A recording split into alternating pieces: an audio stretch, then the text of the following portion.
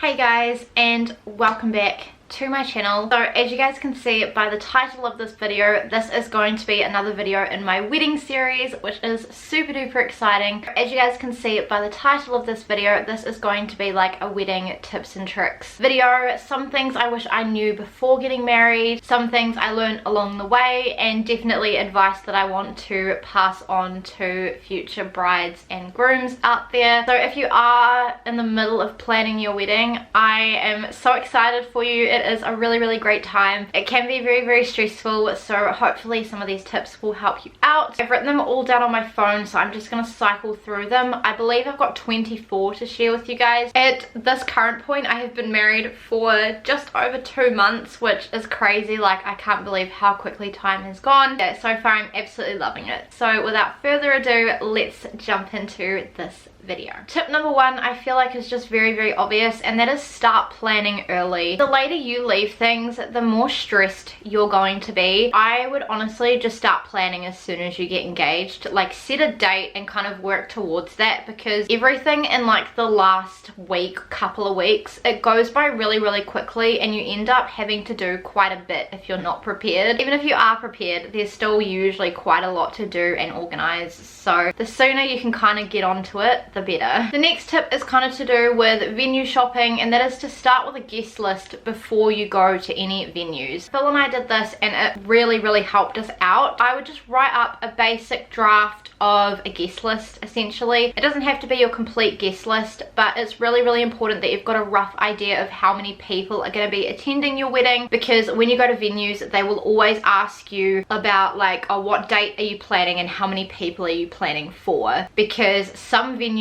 are able to accommodate a lot of people, some venues can't. Some venues have a minimum number of people that you need to meet to be able to have your wedding there, so it'll just kind of help you to kind of cycle through as well what ones you think are going to be best suited to your day. My next tip again is kind of in the like choosing vendors stage, but that is to look at your friends and family and see what skills they have. So we saved a lot of money doing things this way. We had our pastor from back home being our celebrant.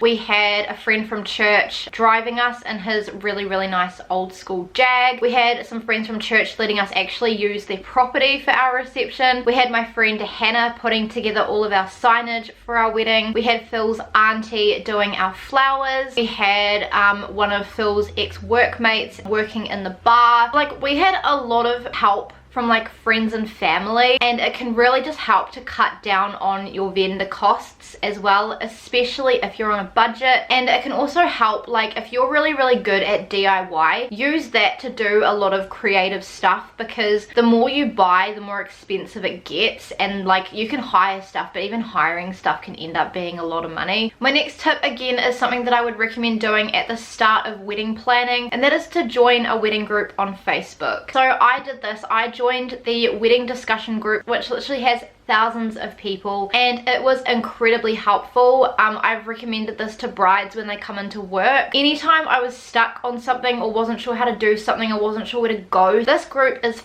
fantastic. I got advice on my envelopes, I got advice on dresses, I got advice on like what to do with my engagement ring while I'm like on the wedding morning, because you're meant to put the wedding band on first before the engagement ring goes on top. Like little bits and pieces like that, and things that you kind of don't think about. And there are so many people in this group that are already married, and there are so many people that are planning weddings, and you can just get really good recommendations and advice from other people. It doesn't even have to be just like, oh, I need help with this. It can be, I feel like I'm really struggling in this area, my bridesmaids aren't cooperating, you know, this, that, and the other. Can, like, what do you guys think I should do? It's just a really helpful group, and everyone is super duper sweet and lovely, and you will get replies instantly if you are stuck on something. I do apologize if you can hear that noise outside. They are chopping down some of the trees here. By the way, I don't know if these tips are going to be in order, but it's kind of just as I've thought of them and written them down. So my next tip is to plan a backup venue in case yours is outdoors and it rains. There is nothing worse than stressing out about the weather on your wedding day. There is enough that goes into wedding planning. You do not want to be stressed about the weather, because that is something that you can't control, and it is just going to be what it is. So highly would recommend if your venue's outside, just have a backup just in case, because no one wants to be sitting outside in the soaking wet getting married or going to a wedding. Like, your guests will just get frustrated and then they're more likely to leave sooner as well. So my next tip is kind of to do with deciding venues. So definitely look at what your venue has to offer in their package and kind of weigh up whether it is worth and more budget friendly to do it yourself or to go with a venue. I feel like we kind of got thrown in the deep end with all the COVID changes and everything, because when the mandates were in play, we didn't want to use vaccine passes, and that forced us to do a venue on our own, and it was stressful.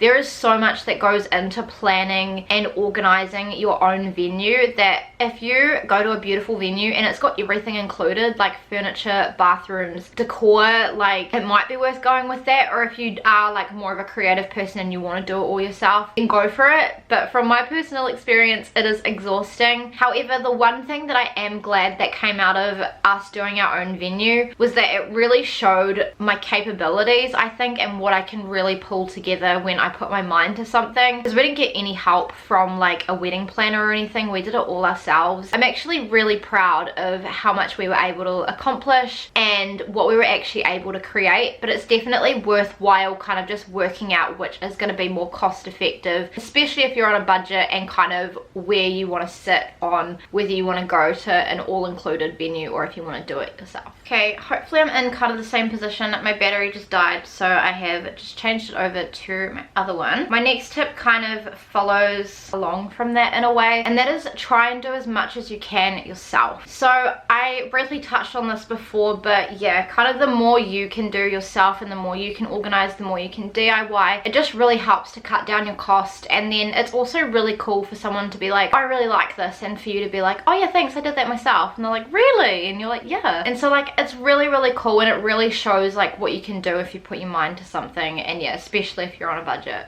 My next tip is one that I definitely learned along the way, and that is if you can, to keep your vendors local. The more vendors you have from out of town, the more you're going to end up spending on like delivery costs and accommodation costs for them, whereas if you try and stick to venues that are in your kind of area, it's going to save you a heap of money. Obviously, if you're from quite a small area and they don't really have a lot of like wedding vendors, then I totally understand that you're going to have to get them from elsewhere. But yeah, if you can, try and keep them as local as possible. With Phil and I, we kept pretty much all of our vendors local. The only people we got from out of town was our marquee. It came from Hamilton, and I think in delivery fees alone we paid like just over $1,000, which is a lot. Phil's auntie, who's in Tauranga, but it was a family friend, so we didn't really mind. She didn't charge us anything for travel because she just stayed with family and came over to see them and whatnot. And then our cake lady, so our cake lady was up here in Auckland because all of the cake ladies in Hawke's Bay were booked out, so I kind of had to rely on a cake lady up here. My friend Cara actually brought it down, so we found a way to get it to Hawke's Bay so we didn't have to pay for travel costs. It just all adds up, so it's definitely something to keep in mind. Obviously, if it's something that you value and you want to spend a bit more money on it, then go for it. And if you've got like a certain person in mind that you want. My next tip, I feel like, again, is a very obvious one, but that is to thrift and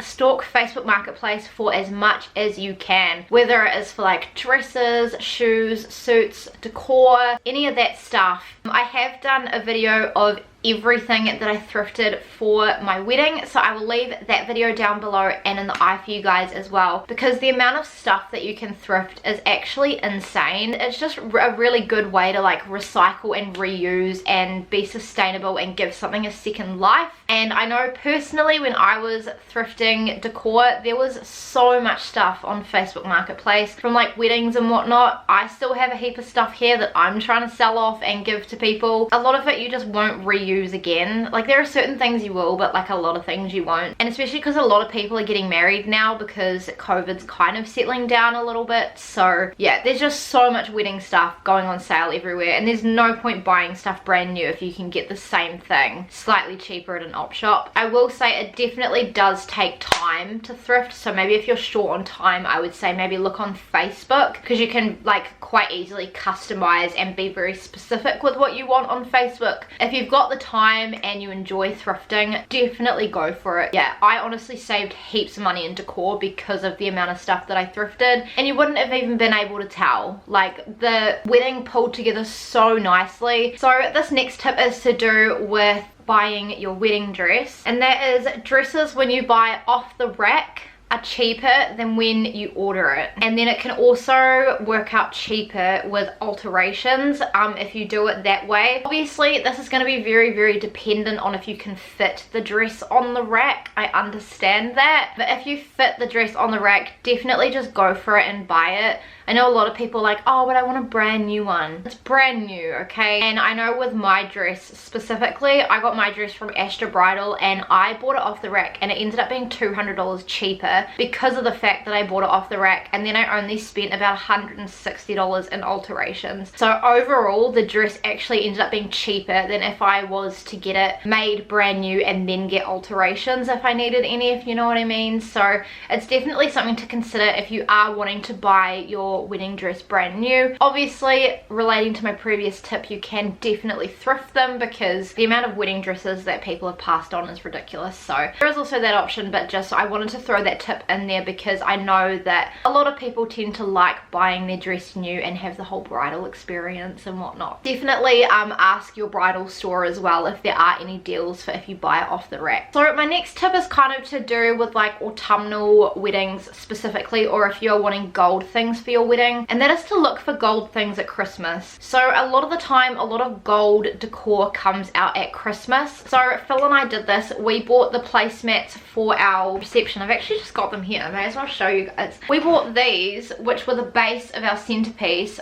from the Christmas collection at Kmart. The lighting's going really dark, but that's gold. And then we also got 2 of these gold runners for our head table as well, and we bought them at Christmas. So definitely like a lot of gold cups and gold cutlery and gold placemats come out at Christmas, so keep your eye out. Okay, my next tip is to do with your invites, and that is to buy your wedding envelopes first. So one of our friends told us this, and it made the world of a difference. If you have a physical copy of your envelope that you want to send your invites in, it is way easier for you to go to a print store and get it matched up than it is for you to say, oh, I've got this size invites and I need this size envelopes. Especially because if you want colored envelopes, a lot of the time you will have to buy them online, and trying to get the dimensions right online is super duper confusing. So I know with our wedding specifically, we bought all of our envelopes first online in bulk, and then we took that to a print shop and got them to match it up with our invites, and it literally fit perfectly. Obviously, if you are doing like digital invites, it doesn't really matter. We wanted a physical invite, and then the good thing as well about physical invites is that you can get a photo of them with like your shoes and your jewelry and your perfume and stuff on your wedding morning, whereas I feel like if it's digital, it may not come out the same with the colors even if you print it out. And then the next tip kind of follows along from that, and that is to buy your frames first, so that matching your signage up will be so much easier. You can just take your frame into the printing place and they'll size it up. It's what they did with our ones. So this one we just took into a print shop. All of our signage we got matched up, and it just made life so much easier. This next one I feel like not a lot of people talk about, but it's really important. Don't just plan for the wedding day, plan for marriage as well. So marriage is a lifetime commitment. It is a lifelong decision and choice. There's no point just putting all of your time and energy into one day and organizing one day, because when that's over, you need to know how to communicate with your partner. You need to know how to resolve conflict. You need to know what's happening with money and all that kind of stuff. And if you haven't figured that out before you get married, it can cause a lot of arguments and it can just cause a lot of tension. So definitely, whether you are Christian, not Christian, religious, non-religious, whatever, I would highly recommend doing some form of marriage prep or marriage counseling. We did it with our pastor. He went through 6 sessions of of marriage prep with us, and then Phil and I, we're actually still reading through the books, but we bought 2 marriage books and we've started both of them. So we were also reading books. So if you're not Christian and you don't feel comfortable going to someone, whether it's a pastor or someone else, definitely like get yourself a really solid book for you and your husband to read, just so that you kind of know what's expected in marriage, and I guess like what you're going to bring to marriage essentially. My next tip is kind of to do with the other 2 previous ones, with like just making your life a whole lot easier, and that is to buy your wedding shoes first before you get your wedding dress. So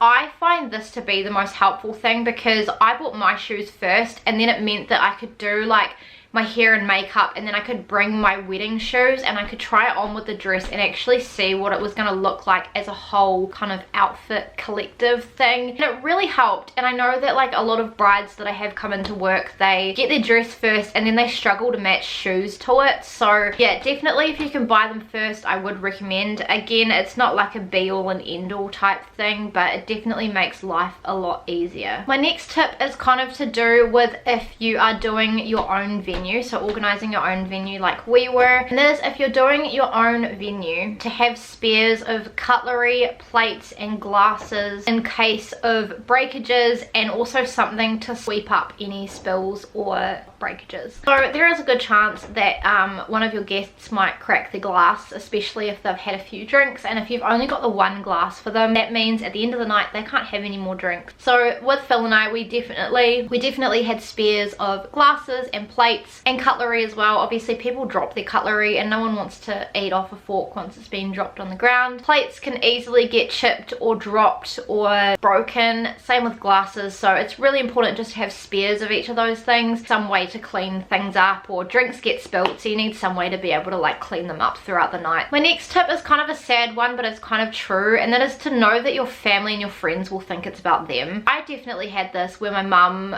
she wasn't like very controlling on my wedding day at all. It wasn't anything like that, but they were like, oh, you should kind of do things like this, or you should do things in like this order and get these organized first and whatever, or like, oh, you need to make them look a little bit cuter, or like this, that and the other, which some of their advice was really helpful. Like it was my mum's idea to fold the napkins in the way that we did and have a little gold ring around the outside so it broke up the white, so I appreciated things like that. But yeah, definitely like I know some people can have really terrible experiences with their bridesmaids making it all about them and not about you. And yeah, it's just one of those things that like I feel like your family have like a certain way that they want you to do things. I know my mum was a bit like that through the mandates, and it's your wedding day at the end of the day, so you need to make sure that you do it the way that you want to do it. I know with my mum's wedding, she had a lot of input from family members and she just basically did it to please them, and now she like looks back on her wedding day and is actually quite sad. Definitely know that it's your day and it's about you. If you want to do something a certain way, or you want to have a specific thing at your wedding, do it, because at the end of the day, like the family aren't going to care that like a certain thing was there like 50 years down the track, but you will, and it's your day and you're spending the money, so you may as well do it the way that you want to do it. My next tip is to do with the marriage license, and that is to get your marriage license as soon as you can. So I believe that your marriage license is valid